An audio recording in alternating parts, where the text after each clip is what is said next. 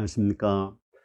천안유 베프 요한 목사입니다. 우리가 말씀을 많이 듣지만 사실은 말씀을 행하는 것이 중요하죠. 우리 예수님도 말씀을 듣고 행하지 않는 자는 모래 위에 집을 지은 것 같지만 말씀을 듣고 행하는 자는 반석 위에 지은 집과 같다고 했습니다. 그래서 평상시는 잘 드러나지 않지만 홍수가 나고 또 바람이 불 때 그때 남아있는 집은 말씀을 듣고 행한 집이다, 이렇게 말씀하셨습니다.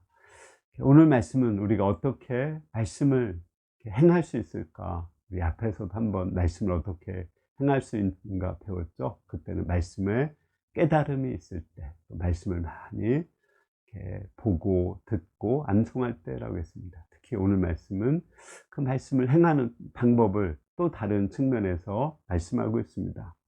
60절부터 64절입니다. 주의 계명들을 지키기에 신속히 하고 지체하지 아니하였나이다. 악인들의 줄이 내게 두루 얽혔을지라도 나는 주의 법을 잊지 아니하였나이다. 내가 주의 의로운 규례들로 말미암아 밤중에 일어나 주께 감사하리이다. 나는 주를 경외하는 모든 자들과 주의 법도들을 지키는 자들의 친구라. 여호와여, 주의 인자하심이 땅에 충만하였사오니 주의 율례들로 나를 가르치소서. 특히 우리가 말씀을 행하기 위해서는 신속히 행하라고 했습니다. 지체하지 말라고 했어요. 말씀을 들었을 때 곧바로 행하는 것, 이것이 아주 중요하다는 것입니다.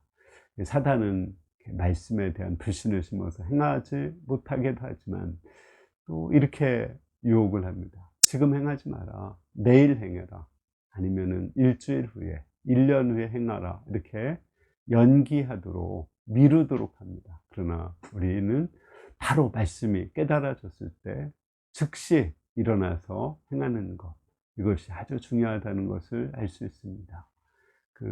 여기 보면 밤에 일어나서 말씀을 기억하고 주님을 찬양했다고 했죠. 말씀을 하다 보니까 찬양하는 그 말씀이 나온 거예요.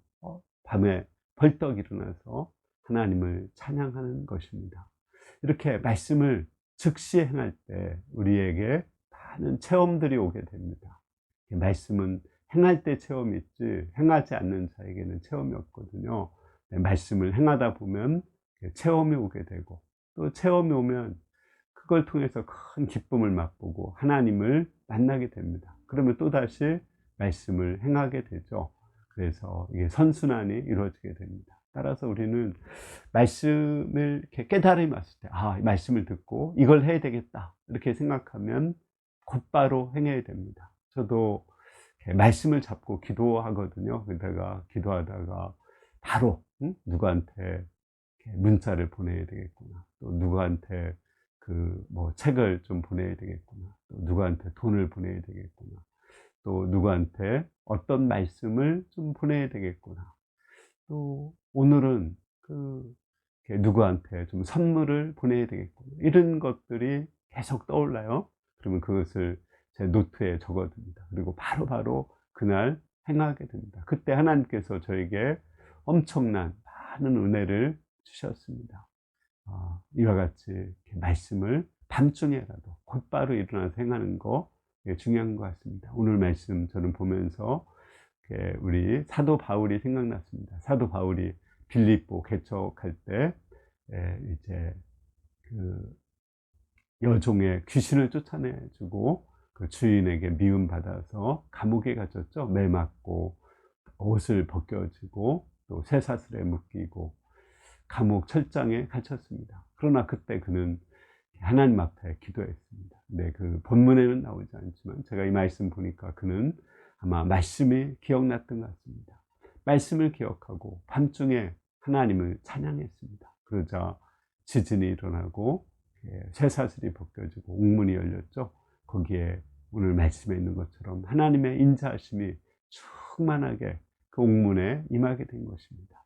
이와 같이 우리가 말씀에 행하게 될 때 그때 하나님의 임재가 있고 하나님의 인자하심이 우리의 삶 속에 크게 나타나게 됩니다. 우리가 말씀을 듣는 것으로 그치지 않고 곧바로 지체하지 말고 작은 것부터 곧바로 행하는 가운데 하나님의 그 인자하심, 능력, 또 우리와 함께 하심을 우리의 삶 속에서 많이 체험할 수 있기를 기도합니다. 감사합니다.